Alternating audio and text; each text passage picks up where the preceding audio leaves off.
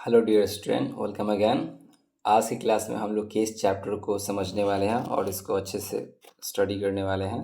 Case होता क्या है? केस हमारा नाउन का ही पार्ट होता है। केस में कितने केस होते हैं? तो केस हमारे तीन टाइप के केस होते हैं: नॉमिनेटिव केस, ऑब्जेक्टिव केस और पॉजिटिव केस। और इसी तीनों पार्टों को आज हम लोग कवर अप करने वाले हैं। तो वीडियो को बिना डिले किए चलिए हम लोग डायरेक्ट स्टार्ट करते हैं। पहला है हमारा नॉमिनेटिव केस। नॉमिनेटिव केस होता क्या है? तो ये सब्जेक्ट होते हैं, जो भी वाक्य का सब्जेक्ट होता है वो उसे हम नॉमिनेटिव केस में रखते हैं। जैसे यहाँ पे एग्जाम्पल इसका दिया गया है, राम इज ईटिंग। तो यहाँ पे नॉमिनेटिव केस कौन है? यहाँ पे नॉमिनेटिव केस हमारा राम हो जाता है। जो भी सब्जेक्ट होता है उसे नॉमिनेटिव केस कहते हैं। Cows eats grass. अब यहाँ पे काउ क्या है? तो हमारा नॉमिनेटिव केस है। वैसे ही हमारा अगला सेंटेंस है, ही रीड्स इन क्लास 6। तो यहाँ पे क्या हो जाएगा? यहाँ पे ही हमारा नॉमिनेटिव केस है। मतलब कि वाक्य का सब्जेक्ट जो होता है ना, सेंटेंस का जो सब्जेक्ट होता है वही नॉमिनेटिव केस होता है। यहाँ पे कुछ चीज़ें मैंने मेंशन किया है। यहाँ राम, काउ और ही क्रमशः इज ईटिंग, ईट और रीड्स क्रियाओं के सब्जेक्ट हैं। अतः राम, काउ और ही हमारा सेंटेंस का सब्जेक्ट है। ऑब्जेक्टिव केस किसे कहते हैं? ऑब्जेक्टिव केस ऑब्जेक्ट को कहते हैं। जो सेंटेंस के वर्ब के बाद आए उसे हम ऑब्जेक्ट कहते हैं। जैसे ही इट्स राइस। अब यहाँ पे राइस क्या है? तो राइस स्टार्टिंग में जो कुछ भी आए उसे सब्जेक्ट कहते हैं। लास्ट में जो आए उसे या तो ऑब्जेक्ट कहें, या आप ऑब्जेक्ट कहिए या ऑब्जेक्टिव केस कहिए, दोनों बात इक्वल है। तो यहाँ पे हमारा ऑब्जेक्टिव केस क्या है? ऑब्जेक्टिव केस हमारा राइस है। वैसे ही सी लव्स मी। अब मी क्या हो गया? हमारा ऑब्जेक्टिव केस हो गया। I am going to him. अब यहाँ पे हिम क्या हो गया? हमारा ऑब्जेक्टिव केस हो गया। तो जो भी वर्ड स्टार्टिंग में है उसे सब्जेक्ट, वर्ब के पहले, और जो वर्ब के बाद आए उसे हम ऑब्जेक्ट कहते हैं। तो सब्जेक्ट को हम सब्जेक्टिव केस कहते हैं, ऑब्जेक्ट को हम ऑब्जेक्टिव केस कहते हैं।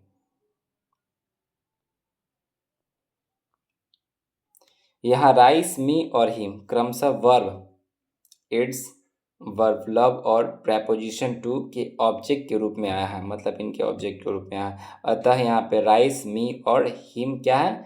ऑब्जेक्टिव केस में है। पॉजिटिव केस समझते हैं। पॉजिटिव केस, पॉजिटिव केस क्या होता है? जिससे हमारा संबंध पता चले, जिससे हमारा अधिकार पता चले, उसे हम पॉजिटिव केस कहते हैं। जैसे अब यहाँ पे इसका डिफिनीशन देख जान लीजिए। When the form of a noun और pronoun is used to show position. Position का मतलब होता है अधिकार, और रिलेशन, रिलेशन का मतलब होता है संबंध। It is said to be in the positive case.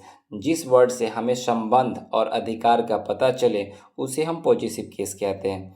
जैसे दिस इज राम्स काउ। अब यहाँ पे सेंटेंस क्या कह रहा है? कि यह राम की गाय है।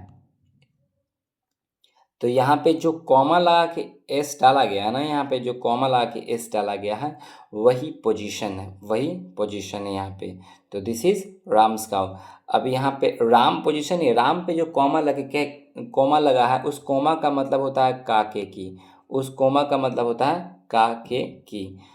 तो से राम से गाय का संबंध पता चल रहा है कि गाय किसकी है? राम की है। तो यहाँ पे पोजीशन क्या है? हमारा राम, राम्स हो जाएगा। यहाँ पे पोजीशन क्या है? हमारा सोहंस हो जाएगा। यहाँ पे पोजीशन क्या है? हमारा माई हो जाएगा। जैसे सी इज़ माई सिस्टर। अब वह मेरी बहन है, तो उससे मेरा संबंध पता चल रहा है क्या चीज़ का? कि वह मेरी बहन है। तो जिस वर्ड से अधिकार का पता चले उसको हम पॉजिटिव केस कहते हैं। जैसे दिस इज हीज कैट। अब वह ये कह रहा कि दिस इज हीज कैट। अब यह जो बिल्ली है उसकी है, तो बिल्ली से उसका संबंध पता चल रहा। तो यहाँ पे जो हीज है वही हमारा पोजीशन हो जाता है। अतः यहाँ यहाँ राम, सोहंस, माई और हीज से संबंध अधिकार का भाव उत्पन्न होता है, इसीलिए ये जो सारे वर्ड्स हैं हमारे पॉजिटिव केस में आएंगे। Got it. नाउन चाहे नॉमिनेटिव केस में रहे चाहे ऑब्जेक्टिव केस में रहे, उसका रूप बिल्कुल नहीं बदलेगा, लेकिन पॉजिटिव केस में इसके रूप में परिवर्तन होता है। सेकंड क्या कह रहा है हमारा नोट, सेकंड क्या कह रहा है, प्रोनाउन के तीनों केसेस के रूपों में विभिन्नताएं होती है जिन्हें इस सारणी में दर्शाया गया है। अब देखो यहाँ पे मैंने एक चार्ट बनाया है आप लोगों के लिए, बहुत ही प्यारा सा चार्ट है। अब देखो मैंने पहले ही कहा था कि जो सब्जेक्ट होते हैं उसे सब्जेक्टिव केस कह सकते, सब्जेक्टिव केस कहिए या नॉमिनेटिव केस कहिए, दोनों बात सेम है। पॉजिटिव केस है ये वाला और ये हमारा ऑब्जेक्टिव केस है। स्टार्टिंग में जो भी आए उसे हम सब्जेक्ट कहते हैं, लास्ट में जो आए उसे हम ऑब्जेक्ट कहते हैं। और यहाँ पे पॉजिटिव केस में दो केस आते हैं, एक एडजेक्टिव आता है और एक प्रोनाउन आता है। तो नाउन के पहले स्टैंड जो भी वर्ड करता है उसे हम एडजेक्टिव कहते हैं, और नाउन के बाद जो स्टैंड करता है उसे हम प्रोनाउन कहते हैं। वो प्रोनाउन का पार्ट हम प्रोनाउन चैप्टर में पढ़ेंगे। खैर अभी आपको इतना जानना होगा कि जो भी अधिकार दिखाए उसे हम पोजीशन कहते हैं। इस चार्ट को आप चाहें तो स्क्रीनशॉट ले सकते हैं या कॉपी पे नोट डाउन कर सकते हैं। यहाँ पे एक चीज़ और मैं बता दूँ, आई का मतलब मैं होता है, वी का मतलब हम होता है, यू का मतलब आप लोग, आप सब, तुम लोग, तुम सब होता है। ही और सी का मतलब होता है वह, ही लगता है मेल के लिए, सी लगता है फीमेल के लिए। इट का मतलब यह भी होता है वह भी होता है, दे मतलब वे लोग होता है। इसी के सारे ऑब्जेक्ट हैं। और जैसे ये आई है तो आई का मतलब मैं, तो ये माई हो जाएगा मेरा, माइन भी मेरा या मेरी। आवर का मतलब हमारा या हमारी। योर का मतलब तुम्हारा या तुम्हारी। जो अर्थ इसका वही अर्थ इसका। योर का मतलब तुम्हारा या तुम्हारी। हीज का मतलब उसका या उसकी। हर का मतलब ही उसका या उसकी। इट्स का मतलब और दियर्स का मतलब, दोनों बात इक्वल है। दियर्स का मतलब उन लोगों का, इट्स मतलब इसका। यहाँ पे एक्सरसाइजेस हैं, इसको कवर अप कीजिए और बताइए ये कौन सा सब्जेक्ट है और कौन सा ऑब्जेक्ट है। अभी सेंटेंस में पहला क्या कह रहा, मोहन लव्स शीला। अब मोहन किसको प्यार करता है, शीला को प्यार करता है। तो यहाँ पे मोहन क्या है हमारा, जो कार्य करता है वो सब्जेक्ट, जो रिसीव करता है वो उसे हम ऑब्जेक्ट कहते हैं। जैसे प्यार कौन करता है, तो मोहन करता है, तो मोहन हो गया हमारा सब्जेक्ट। रिसीव कौन कर रहा है उस प्यार को, तो शीला कर रही है, तो शीला हो गई object. The boy went to the school. अब यहाँ पे क्या सेंटेंस कह रहा है कि लड़के स्कूल गए, तो यहाँ पे जाने का काम कौन कर रहा है, लड़के। तो जो भी सब्जेक्ट होता है स्टार्टिंग में ही आता है, तो जो कार्य करता है उसे सब्जेक्ट कहते हैं, और जो बचा हो पार्ट हो गया वर्ब के बाद उसे हम ऑब्जेक्ट कहते हैं। तो यहाँ पे भी सब्जेक्ट हमारा हो जाएगा क्या, सी, और ऑब्जेक्ट हो जाएगा हमारे यहाँ पे फ्रॉक। तो वैसे ही सारे पार्ट्स को आप समझिए और इसको प्रैक्टिस कीजिए। जो स्टार्टिंग का पार्ट है उसे सब्जेक्ट कहते हैं, जो लास्ट का पार्ट है उसे ऑब्जेक्ट कहते हैं। यहाँ पे एक चीज़ है आपका, इसमें आपका पोजीशन भी है, तो आपको पोजीशन भी फाइंड आउट करना है कि पोजीशन किसे कहते हैं। Got it, fantastic. नाउन के पॉजिटिव केस बनाने के कुछ नियम्स होते हैं, चलिए देखते हैं। जो भी प्रायः लिविंग जो होते हैं, जैसे सिंगुलर जो भी पार्ट होते हैं, singular living, singular common noun जिसे कह सकते हैं, सिंगुलर कॉमन नाउन, या कॉमन नाउन के जितने भी पार्ट होते हैं, काउंटेबल नाउन, उसको सिंपल भाषा में हम कह सकते हैं काउंटेबल, सिंगुलर काउंटेबल नाउन। तो जो भी सिंगुलर काउंटेबल नाउन होते हैं उसका पोजीशन बनाने के लिए हम एपोस्ट्रोफिक एस का यूज़ करते हैं। एपोस्ट्रोफिक एस का मतलब होता है, आपका मतलब होता है का के की, का के की, इसका मतलब होता है। जैसे राम की, यहाँ पे सेंटेंस दे रहा है हमारा, क्या चीज़ दे रहा है, राम की किताब। तो जो सब्जेक्ट है ना उसी में कॉमा डाल के एपोस्ट्रोफिक एस लगा देंगे, तो दिया क्या है यहाँ पे, राम की किताब, तो यहाँ पे दिया है राम्स बुक। वैसे ही कह रहा है लड़की की गुड़िया, द गर्ल्स डॉल। राजा का पुत्र, द किंग्स सन। जो भी लिविंग होगा ना केवल एपोस्ट्रोफिक कोमा हम उसी में लगाएंगे, नॉन लिविंग के साथ एपोस्ट्रोफिक कोमा का यूज़ हम नहीं करते, गलत हो जाएगा। गाय का दूध, तो गाय बताओ लिविंग है ना, तो द काउज मिल्क। वैसा ही अगला क्या कह रहा, यदि नाउन काउंटेबल नाउन प्लूरल है तो प्लूरल में यदि लास्ट में उसके एस ना हो, लास्ट में एस ना हो तो एपोस्ट्रोफिक कॉमा लगाते हैं उसके लास्ट में, ये जो कॉमा होता है एस के पहले लगाते हैं। जैसे यहाँ पे देखो बच्चों का स्कूल, तो यहाँ पे चिल्ड्रेन स्कूल दिया गया तो एपोस्ट्रोफिक कॉमा डाला गया यहाँ पे, तो एपोस्ट्रोफिक कॉमा एस के पहले है, ठीक है। अब यहाँ पे क्या कह रहा है, पुरुषों का क्लब तो मेंस क्लब, स्त्रियों का महाविद्यालय वुमेन्स कॉलेज, बैलो की सिंग ऑक्सेन हॉर्न, ठीक है। अब यहाँ पे कह रहा है काउंटेबल नाउन यदि प्लूरल होगा तो उसमें क्या करेंगे, कुछ नहीं करेंगे, जो अगर प्लूरल होगा तो उसमें एस लगा होगा तो एस के बाद ये कॉमा डाल देंगे, एस के बाद कॉमा हम लगा देंगे। जैसे यहाँ पे दिया गया है लड़कों का स्कूल, तो बॉय में ऑलरेडी एस लगा है, बॉय में ऑलरेडी एस लगा है तो यहाँ पे कॉमा लगा देंगे, तो इस कॉमा का मतलब हो जाएगा का के की। तो लड़कों का स्कूल तो बॉयज स्कूल, लड़कियों का ड्रेस गर्ल्स ड्रेस, विद्यार्थियों के नाम तो स्टूडेंट्स नेम्स, ठीक है।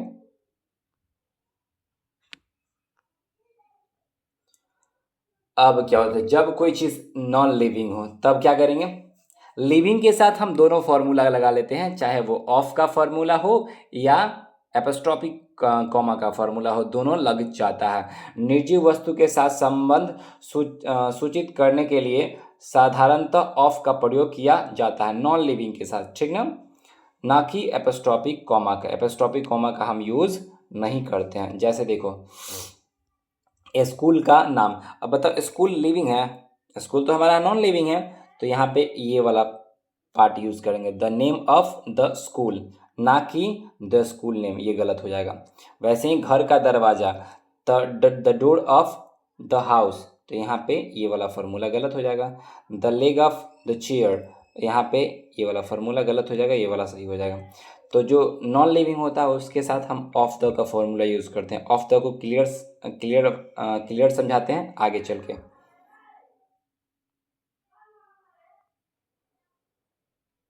चलो लिविंग नाउन के साथ दो कंस्ट्रक्शन संभव है, मतलब लिविंग के साथ दोनों यूज़ कर सकते हैं। जैसे यहाँ पे देखो गाय का दूध, तो द काउज मिल्क भी डाला गया है, चाहे द मिल्क ऑफ काउ भी डाला गया है।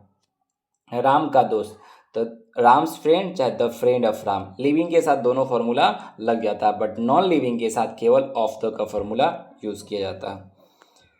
6 नंबर रूल क्या कह रहा है, एपोस्ट्रोफिक एस का प्रयोग सामान्यतः प्राणीबोधक नाउन के अंत में किया जाता है, जबकि निर्जीव वस्तु के नाम के अंत में नहीं, परंतु कुछ परिस्थिति में ये नॉन लिविंग के साथ भी लगता है, वो फिक्स्ड है, उसे मैंने लिखा है नीचे। चलिए ये वाला पार्ट है, ये फिक्स्ड है, इतना आएगा ही आएगा, तो इतने पार्ट्स को आप कॉपी पे इतने पार्ट को आप कॉपी पे पेन डाउन कर सकते हैं या स्क्रीनशॉट ले सकते हैं। अब यहाँ पे क्या ये सारे के सारे फिक्स्ड हैं, ये बिल्कुल आते हैं, ऐसे ही आते हैं। A week's holiday in in a year's time, 5 days leave, 6 years experience, a month's journey, a mile's length, a stone's throw, तो ये सारे के सारे क्या है हमारे फिक्स्ड है। इसको याद कर लीजिएगा नोट डाउन करके कॉपी पे। यहाँ पे क्या करें, पर्सोनिफाइड ऑब्जेक्ट के साथ एपोस्ट्रोफी कोमा लगता है, जैसे नेचर्स लॉ, इंडियाज हीरोज, एट डेट स्टोर, ये जितने भी ये जो दोनों बॉक्स हैं ये फिक्स्ड है, इनको याद करना पड़ेगा। कुछ प्रचलित प्रयोग, अब ये सारे के सारे जो पार्ट्स हैं अमेरिका में पहले यूज़ होते थे, बट इसको अब निकाल दिया गया है, बट आप इसको नोट डाउन कर सकते हैं, कोई इशू नहीं है। पहले ये यूज़ में आते थे बट अब जनरली इसका यूज़ नहीं किया जा रहा है मॉडर्न इंग्लिश में। पहले यूज़ किया जाता था इन चीज़ों को, बट अब यूज़ नहीं किया जाता है। चलो, ओहो, let me tell you 1 minute, AC मेरा ऑफ है, गर्मी हो रहा है बहुत ज़्यादा, जस्ट अ मिनट।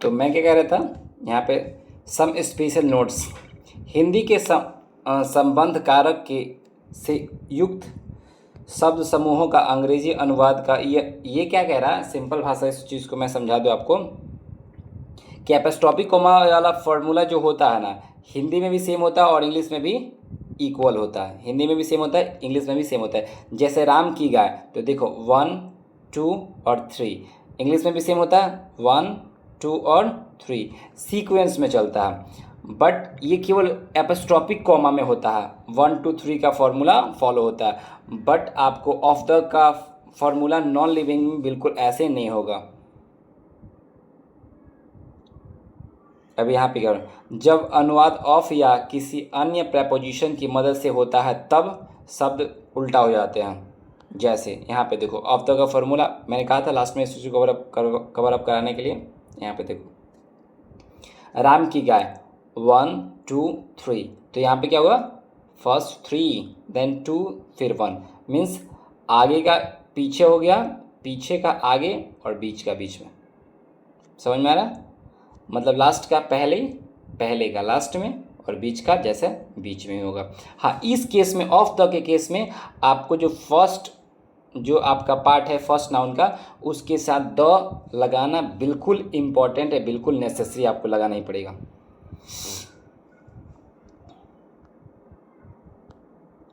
जब ऑफ लगाकर अनुवाद किया जाता है तब शुरू में द का प्रयोग किया जाता है, चाहे वो काउंटेबल हो या अनकाउंटेबल हो, कोई उसे फर्क नहीं पड़ता, आपको द का यूज़ करना ही पड़ेगा। जैसे यहाँ पे देखो, रामायण के राम, रामायण के राम, तो यहाँ पे क्या होगा, the Ram of the Ramayana. ये प्रॉपर नाउन है बट फिर भी इसके साथ द लगा, क्योंकि प्रॉपर नाउन के साथ जनरली 90% केस में हम द नहीं लगाते हैं, बट यहाँ पे द का ऑफ से जो भी सेंटेंस हमारा स्टार्ट होता है, ऑफ जहाँ भी यूज़ होता है, उसके पहले वाले नाउन और प्रोनाउन के साथ हम द का यूज़ करते हैं। इस घर का लड़का, the boy of this house, इस घर के लड़के, द बॉयज़, अब एक से अधिक हो गया, the boy of this house, अब ये हमारा काउंटेबल का पार्ट हो गया। नदी का पानी, तो the water of this river. बिल्ली का आँख, the eyes of the cat, singular number में आएगा। बिल्लियों की आँख, the eyes of the cats, अब ये कैट्स एक से अधिक हो गया, प्लूरल पार्ट में चला जाएगा। तो ऑफ द का फॉर्मूला जब भी स्टार्ट करते हैं तो याद रखना, पहले वाला नाउन या प्रोनाउन हमेशा प्लूरल में आएगा। Got it?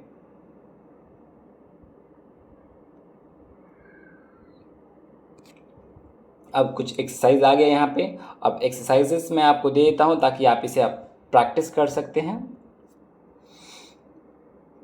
यहाँ पे कुछ प्री फॉर्मेट मेंशन है, मेरा एक्सरसाइज यहाँ से स्टार्ट होता है। अब यहाँ से एक्सरसाइज का आप नोट डाउन कर सकते हैं।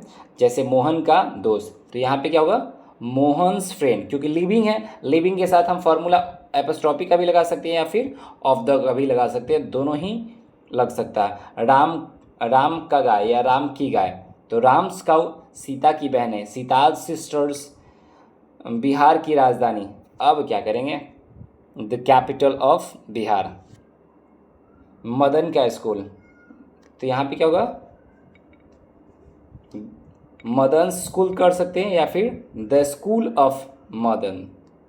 नदी का पानी, तो the water of the river, गांव की सड़कें, तो the road of the village. तो यहाँ पे इस टाइप के जितने भी प्रैक्टिस सेट हैं मैं चाहूँगा कि इसे आप लोग बनाएं और आप लोग प्रैक्टिस करें। मैं इसे ऊपर कर देता हूँ, आप स्क्रीनशॉट ले सकते हैं लाइक दिस। कुछ आगे भी हैं, स्क्रीनशॉट ले सकते हैं इसका और इसे प्रैक्टिस कीजिए। प्रैक्टिस कीजिएगा जितना ज़्यादा उतना ही आपको हेल्प मिलेगा, उतना ही आपको सपोर्ट मिलेगा, ताकि आप इंग्लिश अच्छे से बोल पाएँ। और ये सारे के सारे लिखने और बोलने दोनों में काम आते हैं।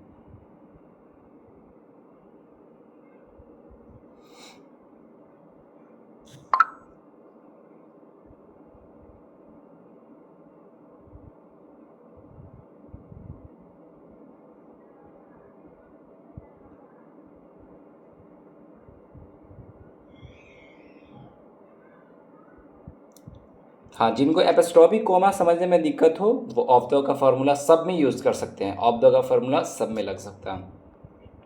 चलिए, आज क्लास हमारा ख़त्म हो रहा है यहीं पे। मिलते हैं अगली क्लास में, तब तक इसको आप प्रैक्टिस कीजिए और इंग्लिश में कॉन्फिडेंट बनिए।